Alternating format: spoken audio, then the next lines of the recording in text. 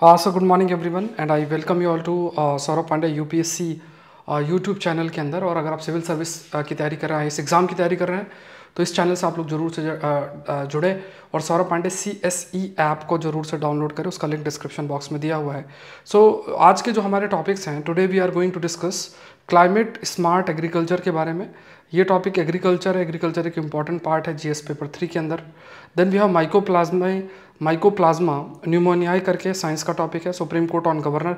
इस पर हमने पहले भी बहुत चर्चा कर रखी है और फिर से आपका ये टॉपिक है। तो ये पॉलिटी का टॉपिक है, कुछ पॉइंट्स और एक्स्ट्रा हैं। H9N2 के ऊपर है, तो ये साइंस का टॉपिक है। फिर आपके ये सारे जो नाम आप देख रहे हो ना, these are the rare disease. इसके अलावा एक और भी है जो कि फिनाइल केटोनेरिया है। ये न्यूज़पेपर में सिर्फ नाम मेंशन है, but we need to know about them also, certain के बारे में। और फिर ऐसे का टॉपिक, जो निबंध का टॉपिक है, वो मैं आपको दूंगा। कल क्वेश्चन मैं अपलोड नहीं कर पाया हूँ, ठीक है, तो आज वो अपलोड हो जाएगा, क्योंकि मंडे टू फ्राइडे आपका रहता है आकलन सीरीज़ के अंदर। ये ऐसे का टॉपिक है, रोज़ जो मतलब हर वीक मैं आपको एक देता हूँ। Work done with anxiety about result is far inferior to work done without such anxiety in the calm of self surrender. परिणाम की चिंता के साथ किया गया कार्य ऐसी चिंता के बिना आत्मसमर्पण की शांति के लिए में किए गए कार्य से बहुत हीन है। ठीक है, तो लिखना पड़ेगा, मज़ा आएगा लिखने में, क्योंकि ऐसे टॉपिक्स को, जो फिलोसफिकल टॉपिक्स हैं, इनको लिख पाना इतना आसान नहीं है। They are again, it's not easy to write on such topics. तो बहुत अच्छा मज़ा आएगा अगर आप थोड़ा ध्यान से इसको लिखेंगे। और आप ग्रुप में शेयर कर सकते हैं। जो 6th टेस्ट है, छठा टेस्ट है, कल रात 9 बजे scheduled. And I am requesting कि सौरभ पांडे CSE ऐप को डाउनलोड करके और ये टेस्ट जरूर से दें। ये आपको सौरभ पांडे CSE ऐप है, आपको आइडिया लगेगा कि कंटेम्प्रेरी एस्पेक्ट में जो एडवांस करंट अफेयर्स है वो क्या होता है। 5am सीरीज़ को भी आपको बहुत सीरियसली लेना है, इस ऐप को आपको डाउनलोड करना है, ठीक है। और ये प्राइस भी इसका इंक्रीज़ हो चुका है, 1499 है। इसमें 5am का अभी बहुत सारी चीज़ें मैं ऐड करता जाऊँगा। अभी 5am का आपका PDF भी है और भी कई सारी चीज़ें आती रहेंगी इसके अंदर। ये सब टोटल 50 टेस्ट हैं, 50 टेस्ट बहुत होते हैं और 50 टेस्ट है, उसमें ये प्राइस है, प्लस PDFs हैं, प्लस आपके 5am सीरीज़ के कंपाइलेशंस हैं, बुकलेट्स हैं, बहुत सारी चीज़ें आएंगी इसमें, ठीक है। एडवांस करंट अफेयर्स का तो सौरभ पांडे CSE ऐप को डाउनलोड करना है। और ये इसी का टेस्ट, जो 6th टेस्ट है, वो इस संडे को, प्लीज़ मिस नहीं करना है, ठीक है। तो ये देख लो, 5am का कंटेंट पड़ा हुआ है, ये नवंबर 23 तक है। और इसमें मैंने 6 टेस्ट ऑलरेडी शेड्यूल्ड कर दिए हैं, 5 तो ऑलरेडी हो चुके हैं और 6th जो है टेस्ट आपका अभी शेड्यूल्ड है। Let's start and move and discuss the topic, need for a climate smart agriculture in India. ये एक टॉपिक है, that is the need for a climate smart agriculture in India. Bharat में जो क्लाइमेट स्मार्ट एग्रीकल्चर है, उस पर highlight आपका किया गया है। थोड़ा सा कंटेक्स्ट में आपको देता हूँ, और उसके बाद जो भी बातें इसमें मेंशन है, लिखी है, उसको हम लोग वी विल डिस्कस, एक एक करके हम लोग उसको डिस्कस करते हैं। देखो, एक चीज़ बहुत इंटरेस्टिंग है, and you all are aware that कि कंटिन्यूस बेसिस में जो क्लाइमेट चेंज है, वो क्लाइमेट चेंज हो रहा है, ठीक है। अगर आप देखोगे, सो कंटिन्यूस बेसिस में जो क्लाइमेट चेंज है, क्लाइमेट चेंज कंटिन्यूसली हो रहा है। जब आप क्लाइमेट चेंज की बात करते हो, तो इसमें काफ़ी सारा इम्पैक्ट पड़ता है। जैसे टेम्परेचर पर इम्पैक्ट पड़ेगा, मतलब टेम्परेचर इंक्रीज़ होगा, मॉइस्चर पे अफेक्ट पड़ेगा, मॉइस्चर की अवेलेबिलिटी या रेनफॉल है, इस पर अफेक्ट पड़ेगा। इस सारी चीज़ों पे आपका इफेक्ट पड़ेगा। उसके बाद rainfall, moisture, temperature, wind velocity, ये सारे ऐसी चीज़ें हैं जिस पर आपका इफेक्ट ज़रूर से ज़रूर पड़ता है। फिर क्या होता है कि जैसे अगर आप किसी भी क्रॉप को लेते हो ना, if you talk about any of the crop, किसी क्रॉप को लेते हो, तो वो कोई भी क्रॉप अगर आप देखोगे तो सर्टेन रेंज ऑफ टेम्परेचर पे ग्रो करेगा कंटिन्यूस बेसिस में। सपोज करो कि क्लाइमेट चेंज अगर हो रहा है, टेम्परेचर और इन सब में कंटिन्यूस वेरिएशन होगा, तो इससे जो एक क्रॉप है, क्रॉप ग्रो नहीं हो पाएगा। जैसे फॉर एग्जांपल बहुत सारी ऐसी क्रॉप्स हैं, जैसे मान लो वीट जैसी क्रॉप है, या मान लो राइस जैसी क्रॉप है, या ऐसे कई सारी क्रॉप्स हैं। वो क्रॉप्स आपकी इससे बहुत अधिक अफेक्ट होंगी, they will not be able to survive. ऐसे और भी कई हॉर्टिकल्चर क्रॉप्स भी इंक्लूडेड है। तो क्लाइमेट चेंज कहीं ना कहीं, जो क्लाइमेट चेंज है, क्लाइमेट चेंज कहीं ना कहीं जो क्रॉप्स का ईल्ड है, या आप कह सकते हो कि जो प्रोडक्शन है, उसको रिड्यूस करेगा। और इससे हमारी जो फूड सिक्योरिटी है, दैट विल ऑल्सो अफेक्टेड। तो इससे हमें डील क्या करना है, हम इसको कैसे कर सकते हैं, how we can deal all this thing. इसको डील करने के लिए हमें क्या है, we need a type of agriculture जो इसको ध्यान में रखा जाए, जिसे हम क्लाइमेट स्मार्ट एग्रीकल्चर भी बोलते हैं। We use the term climate smart agriculture. ये जो क्लाइमेट स्मार्ट एग्रीकल्चर है, ये climate smart agriculture will be of a great help in the sense, because ये जो भी हम agriculture practices that we are going to do, we will consider जो भी आपके चीज़ें हैं उनको ध्यान में रखते हुए, मतलब जो भी क्लाइमेटिक एस्पेक्ट है, जैसे मान लो टेम्परेचर में वेरिएशन है, बारिश नहीं हो रही है, मॉइस्चर नहीं है, विंड वेलोसिटी, हर चीज़ को ध्यान में रखते हुए हम क्रॉप्स को ग्रो करेंगे। बहुत सारी ऐसी चीज़ें हैं, कंजर्वेशन फार्मिंग, प्रिसीजन फार्मिंग जैसी चीज़ें हैं वो हम करेंगे। तो ये प्रिसीजन फार्मिंग और ये सब तो एक अलग से टॉपिक है, और एग्रीकल्चर से रिलेटेड मैं कुछ आप लोग के लिए देखूंगा क्या कंटेंट लाया जा सकता है जीएस के लिए, ठीक है, वो फिर हम लोग डिस्कस करेंगे किसी समय। अब यहाँ पे देख लेते हैं इसमें क्या क्या चीज़ें हैं। तो वर्ल्ड का जो सदर्न कॉन्टिनेंट है, world southern continent, like for example अगर सदर्न हेमिस्फीयर की बात करें या डेवलपिंग देश की बात करें, तो यहाँ पे क्या है, सूखे की स्थिति है, क्लाइमेट चेंज की वजह से सूखे की स्थिति जो बनी है, और इससे फार्मर की लाइवलीहुड भी अफेक्ट होगी, और जैसे जैसे पॉपुलेशन भी है वो भी बढ़ रहा है, लोगों का खाने का पैटर्न चेंज हो रहा है। देखो सिंपल सी बात है कि कोई भी जो डेवलपमेंट है उसमें सबसे इंपॉर्टेंट फैक्ट ये है कि एक तो पॉपुलेशन भी बढ़ रहा है, दूसरा डाइटरी पैटर्न भी चेंज हो रही है, और आपको प्रोडक्शन कम हो रहा है। तो इससे क्या होगा कि फूड सिक्योरिटी अपने आप अफेक्ट होगी। फूड सिक्योरिटी में जैसे क्या चीज़ होती है, दैट इज फूड की अवेलेबिलिटी, एक्सेसिबिलिटी, अफोर्डेबिलिटी, ये सारी चीज़ें आपकी फूड सिक्योरिटी की जो है फूड सिक्योरिटी के अंदर आपका कंसीडर होती है। So because of the climate change जो ट्रेडिशनल फार्मिंग है ये लेस प्रोडक्टिव है। तो हमें क्या है कि जिस तरीके की प्रैक्टिसेस हम लोग फॉलो कर रहे हैं, we need to change that, we have to change that. Why we have to change that? Because जो प्रोडक्शन का लेवल है वो प्रोडक्शन का लेवल कंपेरेटिवली कम है, जो ट्रेडिशनल फॉर्म ऑफ आपका जो हम फार्मिंग कर रहे हैं उसको अगर कंसिडर किया जाए। तो यहाँ पे what we need is a climate smart agriculture.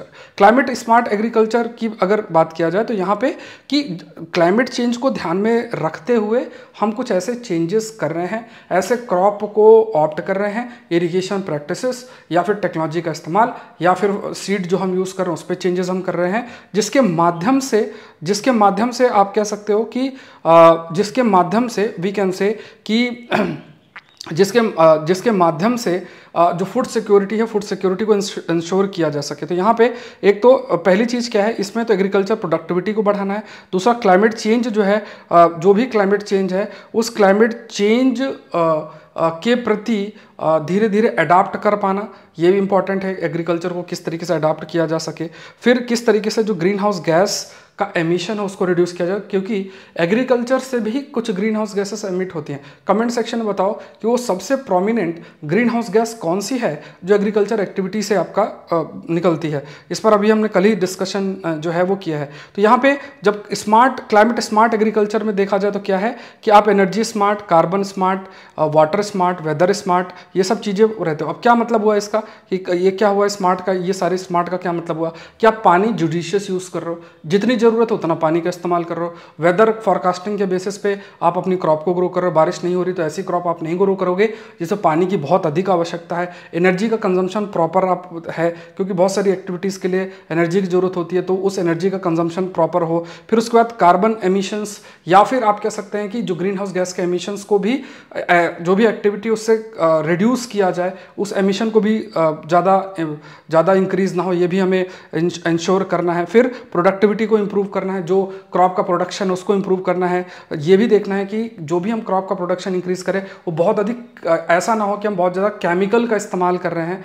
यहाँ पे हमें देखना है कि जो भी प्रोडक्शन इंक्रीज हो वो ऑर्गेनिक सेंस में हो, लैंड का जो फर्टिलिटी है, सॉइल की फर्टिलिटी है वो आपका उससे अफेक्ट ना हो, सॉइल की जो हेल्थ है वो आपकी इंप्रूवमेंट उसमें होना चाहिए। So national action plan on climate change basically it emphasizes the role of climate resilient agriculture in India adaptation measure. तो यहाँ पे जो नेशनल एक्शन प्लान है क्लाइमेट चेंज में, इसने भी हाईलाइट किया है कि we need a climate resilient agriculture. हमें क्लाइमेट रेजिलिएंट एग्रीकल्चर की ज़रूरत है, जिसमें सॉइल हेल्थ कार्ड स्कीम की अगर बात किया जाए, उसके बाद जैसे सॉइल हेल्थ कार्ड स्कीम में क्या है, जैसे आपको पता है कि आपके खेत में कौन कौन से न्यूट्रिशन है, डिपेंडिंग अपॉन कि न्यूट्रिशन किस तरीके से, उस तरीके से आपको फर्टिलाइजर का इस्तेमाल करना है। तो यहाँ पे सॉइल हेल्थ कार्ड स्कीम है, इसमें एक प्रिसीजन न्यूट्रिएंट मैनेजमेंट की बात की गई है। प्रिसीजन न्यूट्रिएंट मैनेजमेंट का मतलब ये है कि आपको पता है कि ये खेत है, इस खेत में किस एरिया में या किस खेत में किस न्यूट्रिशन की कमी है, उसी न्यूट्रिशन को आप यूज़ कर रहे हो। ऐसा नहीं कि पूरे खेत में सेम सी फर्टिलाइजर डाले दे रहे हो, जहाँ पे जरूरत नहीं है वहाँ भी इस तरीके की स्थिति जो देखने को मिले। तो क्लाइमेट स्मार्ट जो एग्रीकल्चर है उसमें it prompts crop diversification, crop different crops आप ग्रो करोगे, वाटर की एफिशिएंसी को इंक्रीज करना, ऐसा देखना कि इन क्रॉप्स को ग्रो करना जिससे कि सूखा जो ड्रॉट रेजिस्टेंट हो, ठीक है। ड्रॉट रेजिस्टेंट की बात अगर किया जाए मतलब जो सूखा है, सूखा के प्रति उसको डील किया जा सके, क्रॉप रेजिस्टेंट जो है वो आपका हो सके। उसके बाद ये भी है कि किस तरीके से एग्रीकल्चर आउटपुट को आप इंक्रीज कर सकते हो, मेंटेन करना, इकोलॉजिकल स्टेबिलिटी को किस तरीके से हम, मतलब आप जो भी एग्रीकल्चर एक्टिविटी कर रहे हो उससे आसपास के एनवायरनमेंट को अफेक्ट ना हो, ये सब कुछ क्या होता है, all these things are part of climate smart agriculture. मतलब क्रॉप को डाइवर्सिफाई करना, वाटर को प्रॉपर जुडिशियस यूज़ करना, जो मतलब जैसे इरिगेशन एफिशिएंसी या जो क्रॉप के द्वारा पानी का इस्तेमाल है वो बहुत ही सही तरीके से होना चाहिए। बहुत ज़्यादा फ्लड इरिगेशन नहीं होना चाहिए कि आपने पूरे खेत को पानी से भर दिया, ऐसा नहीं होना चाहिए। और ये भी देखना है कि सूखे की जो आपका क्रॉप्स, सूखे की स्थिति है उसमें जो रेजिस्टेंट क्रॉप हैं उनको, ऐसी क्रॉप जैसे ज्वार बाजरा जो सूखे की स्थिति में उगाई जा सकती हैं, उन क्रॉप्स को कैसे जो है हम उगा सकते हैं। फिर उसके बाद कि by exposing to climate related dangers, बहुत तरीके के जो डेंजर्स हैं उसको ध्यान में रखते हुए हम उन क्रॉप्स को ग्रो कर रहे हैं। प्लस वेदर पैटर्न का भी हम कंसिडरेशन रख रहे हैं कि जो वेदर पैटर्न है उसको ध्यान में रखते हुए हम क्रॉप्स को ग्रो कर रहे हैं। फिर जो आर्थिक लेवल पे फार्मर की जो ऑटोनॉमी है that has to increase. It means कि क्या फार्मर उगाना चाहते हैं, प्लस जो उगा रहे हैं उनके लिए प्रॉपर मार्केट भी हो, उसको अपने लाइक जो सेल का फ्रीडम है फार्मर के पास वो आपका जो है रहना चाहिए। And this will also facilitate like economic, आर्थिक और सोशल स्ट्रक्चर में जो चेंजेस हैं वो भी देखने को मिलेगा। इट मीन्स व्हाट कि अगर आप क्लाइमेट स्मार्ट एग्रीकल्चर करते भी हो ना तो इससे क्या देखो फार्मर को आउटपुट मिलेगा, प्लस इनकम इंक्रीज होगी, सामाजिक और आर्थिक लेवल में चीज़ें बदलेंगी। And we can also highlight this point कि अगर farmer climate smart agriculture opt भी करते हैं तो डिफरेंट तरीके की जो इन्फॉर्मेशन है, टेक्नोलॉजी है वो फार्मर तक रीच करेगी और फार्मर जो है उसी तरीके की जो क्रॉप्स हैं उनको प्रोड्यूस करेंगे, उनकी इनकम बढ़ेगी, आर्थिक लेवल पे उनकी ऑटोनॉमी बढ़ेगी और धीरे धीरे इससे सामाजिक और आर्थिक लेवल में भी चेंजेस काफ़ी अधिक होंगी। तो ये बहुत इंपॉर्टेंट है। Even climate smart agriculture biodiversity conservation के लिए भी बहुत हेल्पफुल है। जैसे अगर आप बहुत सारा फर्टिलाइजर इस्तेमाल करते हो, वही फर्टिलाइजर बह के आसपास के पॉन्ड्स में जाएगा तो वो जीव जो है होंगे, क्योंकि वो फर्टिलाइजर एक प्रकार का केमिकल है और वो कहीं ना कहीं उन जीवों को अफेक्ट करेगा। बहुत सारे ऐसे जीव हैं जो सॉइल में प्रेजेंट है, जैसे फॉर एग्जांपल अर्थवॉर्म है। अर्थवॉर्म में अगर थोड़ा सा यूरिया का एक बूंद भी पड़ जाए ना वो मर जाता है। आप देखो कि अब पहले खेतों में बहुत अधिक अर्थवॉर्म्स होते थे, केचुए जिसे कहते हैं, अब नहीं आपको देखने को मिलता है because of the kind of agriculture practices we are doing. तो क्लाइमेट स्मार्ट एग्रीकल्चर ये चीज़ को भी कंसीडर करता है कि हमें बायोडाइवर्सिटी कंजर्वेशन और इन सब पे भी जो है फोकस करना है। तो ज़्यादातर जो हमारे फार्मर्स है स्मॉल और मार्जिनल है, तो ये जो क्लाइमेट स्मार्ट एग्रीकल्चर है इसके माध्यम से जो उनकी इनकम है वो इंक्रीज हो सकती है। बिकॉज देखो छोटे फार्मर्स हैं, ज़्यादा उनके पास लैंड नहीं है, तो अगर हम क्रॉप डाइवर्सिफिकेशन, पानी का सही से इस्तेमाल, फर्टिलाइजर का सही से इस्तेमाल, सीड जो है उसको सही से हम यूज़ कर रहे हैं, वेदर पैटर्न के अकॉर्डिंग हम क्रॉप्स को ग्रो कर रहे हैं, अगर हम इन चीज़ों को ध्यान में रखते हुए अपना प्रोडक्शन कर रहे हैं तो इससे व्हाट विल हैपन, इससे आपकी what we can say is कि इससे ओवरऑल अगर देखा जाए, what we can say is कि ओवरऑल अगर देखा जाए कि इवन जो स्मॉल फार्मर्स भी हैं उनके भी कॉस्ट ऑफ प्रोडक्शन रिड्यूस होगा और चीज़ें जो है इंप्रूव होगी फार्मर के लेवल पे भी, जो स्मॉल फार्मर्स हैं उनके लेवल पे भी, और उनकी इनकम भी इंक्रीज होगी। तो national adaptation fund for climate change, national innovation on climate resilient agriculture, soil health mission, प्रधानमंत्री कृषि सिंचाई योजना, परंपरागत कृषि विकास जो कि ऑर्गेनिक फार्मिंग को जो है प्रमोट करता है, बायोटेक किसान, क्लाइमेट स्मार्ट विलेजेस, ये ऐसी इनिशिएटिव है जो कि आपका क्लाइमेट स्मार्ट एग्रीकल्चर के अंदर फोकस किया गया। अब देखो अगर आपका एग्रीकल्चर ऑप्शनल है तो ये यही मैंने आपको लोग को बोल भी रखा है कि जो मेरा एग्रीकल्चर ऑप्शनल चल भी रहा है अभी, तो एग्रीकल्चर ऑप्शनल में मैंने इस चीज़ को आप लोग को हाईलाइट कर रखा है कि इन सब चीज़ों पे आपको ध्यान रखो। गवर्नमेंट की स्कीम्स पे प्रश्न आते हैं, इंटरनेशनल कन्वेंशन पे प्रश्न आते हैं, तो आपको इनकी लिस्ट बना कर, जैसे क्लाइमेट स्मार्ट एग्रीकल्चर अगर आपको करना है तो ये सब चीज़ें जो है बहुत आपके लिए मैटर कर जाती हैं। ठीक है, तो मतलब इस प्रकार की जो स्कीमें हैं वो स्कीमें आपको पूरे तरीके से जो है वो याद होनी चाहिए। Let's move to the next part, दूसरा चीज़ें जो है उसको डिस्कस करते हैं। फ्लू केसेस के ऊपर है ये, चाइना के अंदर कुछ केसेस इंक्रीज हुए हैं, तो ये साइंस का एक टॉपिक देख लेते हैं। अब इसमें ज़्यादा रिपोर्ट आएगी, ज़्यादा पैनिक क्रिएट नहीं करना, वीडियो आ जाएंगे कि चाइना में फिर फैला वायरस और ये वो व्यूज़ के लिए वो ऐसे कंटेंट बनाया जा सकता है, लेकिन अभी परेशान नहीं होना, जो भी चीज़ें आएंगी सामने क्लियर होंगी। तो नवंबर 23 को अगर देखा जाए तो चाइना ने कुछ केसेस जो हैं बच्चों में है जो कि रिलेटेड है इससे। माइकोप्लाज्मा न्यूमोनाई करके है, ये एक बैक्टीरिया है। एंड RSV एडिनो वायरस और इन्फ्लुएंजा वायरस, इसके केसेस आपके बढ़े हैं तेजी से, चाइना के अंदर ये देखने को मिला है। ठीक है, अब इसमें देखो, एक तो माइकोप्लाज्मा न्यूमोनाई की अगर बात करें, ये एक प्रकार का बैक्टीरिया जो लंग्स को अफेक्ट आपका करता है। ठीक है, थोड़े थोड़े पॉइंट्स आप ध्यान रखना कि ये किससे रिलेटेड है। फिर इसके अलावा अगर देखोगे कि एक रेस्पिरेटरी सिंटियल वायरस है, RSV जिसे हम कहते हैं, ये बेसिकली इससे जो कोल्ड और ये सब आपका होता है। एडिनो वायरस ऐसा ग्रुप ऑफ वायरस है जो कि इन्फेक्शन कॉज करता है। एडिनो वायरस जो है, मतलब जैसे adeno virus common cold virus एक प्रकार से है, और ये जो है medium size non enveloped virus है। एडिनो वायरस की बात करें, मतलब ये बेसिकली आप मानो नॉन एनवेलप्ड का मतलब होता है कि जो वायरस होता है उसके ऊपर की कवरिंग होती है, तो इनमें जो प्रोटीन स्ट्रक्चर है वो नहीं होता, मतलब ऊपर की कवरिंग नहीं होती है, और ये double standard DNA genome virus है। ठीक है, double standard DNA genome virus है। नेक्स्ट देखते हैं, ऑनरेबल सुप्रीम कोर्ट के द्वारा, ये पॉलिटी का टॉपिक है, तो ऑनरेबल सुप्रीम कोर्ट के द्वारा जो कुछ चीज़ें हाईलाइट की गई हैं, किस पे, गवर्नर के ऊपर। बहुत सारा चर्चा हम कर चुके हैं, फिर आर्टिकल आ गया, कुछ नया पॉइंट्स है तो इसको आप लोग साथ साथ में नोट करते रहना। देखो, गवर्नर एक इंपॉर्टेंट टॉपिक और एक इंपॉर्टेंट डिसीजन भी ऑनरेबल कोर्ट के द्वारा दिया गया है, और इन ऐसे टॉपिक्स पे बिल्कुल प्रश्न बनता है। आज के 5am सीरीज में भी अगर आप देखोगे तो मैंने आपको ट्रांजिट एंटीसिपेटरी बेल के बारे में बताया है। एंटीसिपेटरी बेल क्या होता है इसके बारे में हमने डिस्कस किया है, और ये सब टॉपिक्स ऐसे होते हैं जो न्यूज़ में होते हैं, और इन पे प्रश्न, पॉलिटी के जो एडवांस टॉपिक्स हैं ऐसे ही प्रश्न आपके लिए बनते हैं। ठीक है, ये थोड़ा सा ध्यान रखना। अब यहाँ पे देख लेते हैं कि ऑनरेबल कोर्ट के द्वारा कुछ बातें क्या कही गई। अब आर्टिकल 200 पे मैंने बहुत चर्चा कर रखी है, तो यहाँ पे आर्टिकल 200 जो है, इसके तहत, जैसे सिंपल सा फिर से मैं रिपीट करता हूँ, जैसे स्टेट असेंबली ने कोई बिल पास किया, अब वो गवर्नर जो है उनके पास जाएगा। आर्टिकल 200 प्रोवाइड करता है गवर्नर क्या कर सकते हैं, या तो असेंट दे सकते हैं कि भाई साइन कर दिया, एक्ट बन गया, या उसको विदहोल्ड कर सकते हैं। बात जो ये है कि कितने समय तक विदहोल्ड किया जा सकता है, और एक बार अगर रिकंसिडरेशन के लिए दिया जाए और दोबारा से स्टेट असेंबली पास करती है, तो फिर क्या पावर है आपका गवर्नर के पास। तो उस पर हमने बहुत चर्चा कर रखी है, कुछ केसेस भी मैंने आपसे डिस्कस कर रखा। तो इलेक्टेड जो रिजीम है, ये कहा गया कि जो भी सरकार है, ऑनरेबल कोर्ट ने भी इस चीज़ को हाईलाइट किया कि जो भी सरकार है इलेक्ट हुई है वो जिम्मेदार है स्टेट अफेयर्स के लिए। सो अगर मान लो गवर्नर जो है, अगर वो असेंट देते हैं तो इट्स अ रूटीन फंक्शन, अगर वो विदहोल्ड करते हैं या फिर प्रेसिडेंट के कंसिडरेशन के लिए रखते हैं, कि मतलब कुछ केसेस ऐसे होते हैं जिसमें जो गवर्नर जो है उनको लगता है कि यार ये जो बिल है ये अनकॉन्स्टिट्यूशनल है, तो प्रेसिडेंट के कंसिडरेशन के लिए उसको रख लेते हैं। एंड ये भी आपका कहा गया कि यहाँ पे कहा गया कि जो आर्टिकल 200 है उसमें लिखा हुआ एज सून एज पॉसिबल। तो इसमें ऑनरेबल कोर्ट ने इस चीज़ को कहा कि आप बहुत समय तक आप ऐसा विदहोल्ड करके असेंट जो है नहीं रख सकते हैं। और अगर जो है गवर्नर बेसिकली, अगर वो मनी बिल नहीं है, क्योंकि मनी बिल के केस में तो पावर लिमिटेड होता है, लेकिन गवर्नर जो है वो बिल को रिटर्न कर सकते हैं हाउस को फॉर रिकंसिडरेशन। बट अगर बिल दोबारा से पास होकर दोबारा से आपको सेंड किया जा रहा है, तो आप एसेंट, मतलब अपना जो सहमति है या साइन आप जो करना होता है जिसके बाद वो एक्ट बनता है, उसको बहुत समय तक रोक नहीं सकते हैं।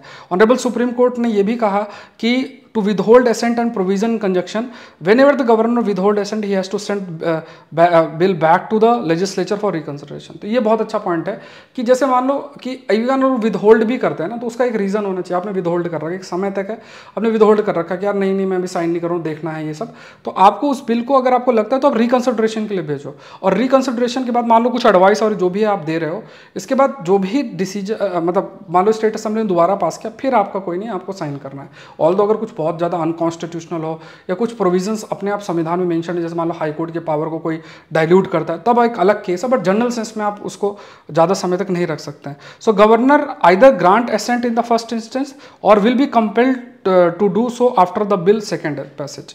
तो या तो देखो, पहली सिंपल सी बात है, या तो पहले बार में ही असेंट दे दें, या दोबारा रिकंसिडरेशन के बाद जब दोबारा बिल पास होगा तब उनको देना ही, जनरल सेंस में जो बिल है तो उसको देना ही उनको देना ही पड़ेगा।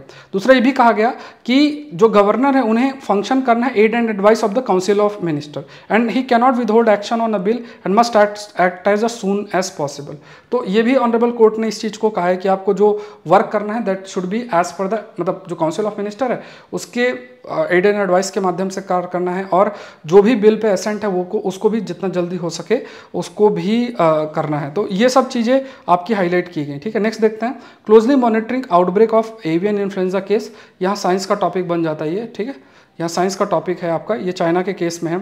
सो मिनिस्ट्री जो है हमारी हेल्थ मिनिस्ट्री है, उसने अभी कुछ H9N2 जो केसेस हैं ये चाइना में थोड़ा तेज़ी से बढ़े हैं। एंड यहाँ पे कहा गया कि हम इस चीज़ को लेकर सर्विलेंस कर रहे हैं, क्योंकि देखो फिर वो स्थिति ना बने, ये थोड़ा सा देखना पड़ेगा। सो इन्फ्लुएंजा ए वायरस सब टाइप H9N2, ये बेसिकली ये क्या है, इन्फ्लुएंजा ए वायरस बर्ड फ्लू वायरस है। और ये जो वायरस है ये जो चाइनीज़ चिकन है, मतलब जो है चिकन्स जिसे क्या बोलते हैं, उन पे ये तेज़ी से फैलता है। और ऑल्दो कई बार जो है ह्यूमन को भी ट्रांसमिट हो सकता है बाय एयर ड्रॉपलेट, है ना। ऑल्दो ये जनरली देखा जाए तो जो आपके चिकन्स हैं इन्हीं पे रहता है एयर ड्रॉपलेट्स, डस्ट, फीड या वाटर के माध्यम से ये आपका ट्रांसमिट हो सकता है। एंड ये जो वायरस है ये लंग्स में जो ट्रैकिया होता है, जो हमारा फेफड़ा होता है उस पर ट्रकिया एक पार्ट होता है, उस पर जाके उसको इन्फेक्ट कर सकता है। नेक्स्ट देखते हैं, generic drugs for 4 rare diseases available in India. तो यहाँ पे देखो 2 टर्म होते हैं, एक होता है जेनरिक ड्रग। अब इसमें कुछ रेयर डिजीजेस के नाम हैं, वो मैं आपको बताता हूँ, ठीक है। अब इसमें जेनरिक ड्रग आप जानते होगे, एक तो ब्रांड वाली आती है, बहुत महंगी आती है। कोई भी दवा होती है वो तो क्या सॉल्ट कंटेंट से ही होता है उसमें। तो जो जेनरिक ड्रग्स होती है, जेनरिक ड्रग्स में बेसिकली मतलब उस प्रकार की ब्रांडिंग नहीं होती है। नॉर्मल ड्रग्स होती है, नॉर्मल दवा होती है, वही सॉल्ट कंटेंट हो, क्योंकि ब्रांडिंग नहीं होती इसलिए सस्ती होती है। ब्रांडिंग के बाद वो महंगा होता है। जैसे मान लो कोई लोअर है, कहीं सेम जगह से आया, नॉर्मली खरीदो 500-800 का मिल गया, फिर उसमें नाइकी, रिबॉक और ये किसी बड़ी कंपनी का टैग लग गया तो वही 5000 का हो जाता है। तो यही दवाओं के साथ भी है। नॉर्मल ड्रग्स हैं जेनरिक ड्रग्स हैं, तो उसमें सेम सॉल्ट कंटेंट सब कुछ है, बट ब्रांडिंग के बाद वो प्राइस बहुत बढ़ जाता है। और रेयर डिजीजेज ऐसी डिजीजेज होती हैं जो कि आप कह सकते हो कि बहुत ही कम लोग को होती है। तो बड़ी बड़ी कंपनीज ज़्यादा रिसर्च भी नहीं करती, उनको रहता है कि हमारा प्रॉफिट इसमें तो ज़्यादा है नहीं, और प्लस अगर दवा होती भी है तो बहुत महंगी होती है, क्योंकि उन्हें अपना प्रॉफिट डिराइव करना होता है। तो इसके लिए ही हमारी नेशनल एक पॉलिसी भी है रेयर डिजीजेस से रिलेटेड। तो कुछ ऐसी दवाइयाँ हैं जिसके लिए रेयर डिजीजेस के लिए जेनरिक ड्रग्स अवेलेबिलिटी की बात आपकी की गई है। तो यहाँ पे देखा जाए तो जिनमें रेयर डिजीजेस है, तो खासतौर से कुछ बीमारियाँ हैं, जैसे टायरोसिनेमिया टाइप 1, इनके बारे में डिस्कस करेंगे। Gaucher's disease, Wilson disease, Dravet Lennox, Gastaut syndrome. तो यहाँ पे टायरोसिनेमिया जो टाइप 1 है, ये एक प्रकार का जेनेटिक डिसऑर्डर, मतलब जेनेटिक लेवल पे होता है, जिसमें एक एंजाइम होता है जिसका नाम है फ्यूम एरिलिस्टो एसीटेट हाइड्रोलेस FAH। ये आपका नहीं होता है, जो कि अमीनो एसिड एक होता है टायरोसिन, उसको ब्रेक करने के लिए होता है। मतलब क्या होता है, देखो आपके शरीर में प्रोटीन है, प्रोटीन बनता किससे है, अमीनो एसिड से। तो उसको तोड़ने का काम जो है वो करता कौन है, कुछ एंजाइम्स होते हैं वो करते हैं। तो एक एंजाइम होता है जिसकी ज़रूरत होती है, तो वो एंजाइम आपका प्रेजेंट नहीं होता है, तो उससे ये बीमारी होती है जिसे बोलते हैं टायरोसिनेमिया टाइप 1। इसी तरीके से एक और बीमारी होती है उसे बोलते हैं गॉचर डिजीज। अब देखो इसमें ये देखना, ये सब जेनेटिक लेवल पे बीमारियां हैं, ठीक है।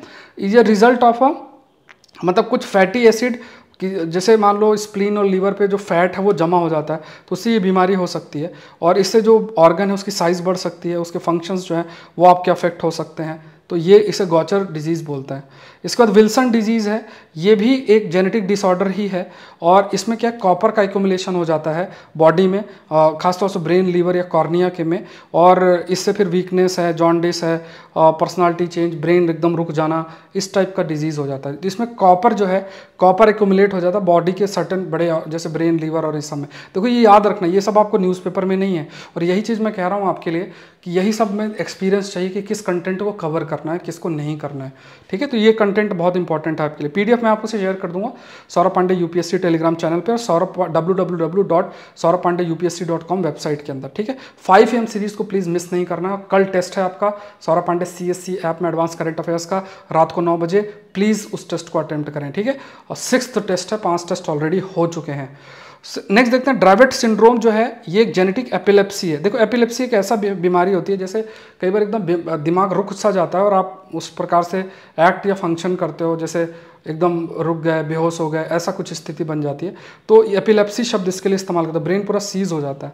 तो इसमें क्या होता है, एक जीन होती है SCN1A जीन करके है, या सोडियम चैनल जीन जिसे हम कहते हैं, जहाँ पे कुछ बदलाव उसमें हो जाता है, और उसके बाद ये बीमारी देखने को मिलती है, जिसे हम ड्रावेट सिंड्रोम भी बोलते हैं। सो एक और भी है फिनाइल कीटोनुरिया और हाइपर अमोनिया करके एक है। इसमें भी जो हेल्थ मिनिस्ट्री है देख रही है कि इसमें भी थोड़ा सा जो है ये भी रेयर डिजीजेज हैं और इन पे भी थोड़ा रियायत दी जाए। फिनाइल कीटोनुरिया एक ऐसी बीमारी है जो कि जिसमें क्या होता है कि एक अमीनो एसिड होता है जिसका नाम फिनाइल एलानाइन करके है, वो शरीर पे like to build up in the body. And इसमें ये है कि जनरली ये होता है कि ये जो कुछ एंजाइम्स होते हैं जो इस अमीनो एसिड को ब्रेक करने के लिए ज़रूरी होते हैं वो नहीं होते हैं, तो इसकी वजह से ये एक्युमुलेट होता जाता है और ये बीमारी होती है जिसे हम फिनाइल कीटोनुरिया शब्द बोलते हैं। तो इसमें फिनाइल एलानाइन शब्द आपको याद रखना है, जो कि क्या है, वो एक प्रकार का इम्यूनो एसिड है।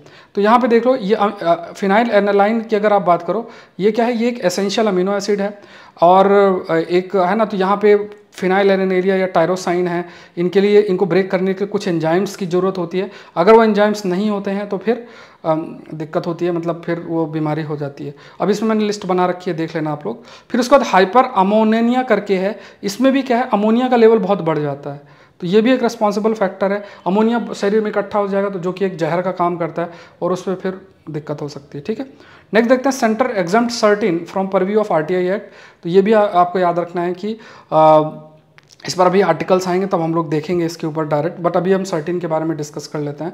सर्टेन बेसिकली क्या है, साइबर सिक्योरिटी में नोट कर लेना, ये 2004 से ऑपरेशनल है। ठीक है, और ये 2004 से आपका ऑपरेशनल है सर्टेन, जो कंप्यूटर इमरजेंसी रिस्पांस सिस्टम है। इसमें होता क्या है कि जैसे मान लो कोई हमारे सिस्टम में अटैक होता है, साइबर अटैक होता है, तो जो एक नोडल एजेंसी सबको नज़र रखती है, सर्टेन गाइडलाइंस और सब चीज़ें जो हाईलाइट करती है, वो सर्टेन ही है। तो ये एक नेशनल नोडल एजेंसी है जो भी कंप्यूटर सिक्योरिटी उसको ये डील करती है। ये एक नेशनल एजेंसी है जो कि साइबर सिक्योरिटी से रिलेटेड बहुत सारे फंक्शंस को परफॉर्म करती है, चाहे वो मान लो कलेक्शन एनालिसिस है, डिसेमिनेशन ऑफ इंफॉर्मेशन है। फिर ये आप कह सकते हैं कि साइबर सिक्योरिटी जो इंसिडेंट्स हैं उनको फॉरकास्ट करना, किस तरीके से साइबर सिक्योरिटी इश्यूज़ को हैंडल करना, ये सब चीज़ें जो है देखा जाता है। फिर क्या है कि कई प्रकार के कोऑर्डिनेशन इस्टेब्लिश करना, गाइडलाइंस, एडवाइजरी जो है, प्रोसीजर, क्या क्या कदम उठाने हैं, ये सब चीज़ें जो है सर्टेन के द्वारा ही आपके हाईलाइट किए जाते हैं। तो ये सर्टेन के रोल पे मान लो 5-10 नंबर का क्वेश्चन आ गया तो ये कंटेंट आपके लिए सफिशिएंट है। ठीक है, इसको आप ऐसे करके, आई होप यहाँ तक आपको दिख रहा होगा। तो ये सर्टेन के देख लेना। ठीक है, ऐसे का टॉपिक देख लो, work done with anxiety about result is far inferior to work done without certain anxiety.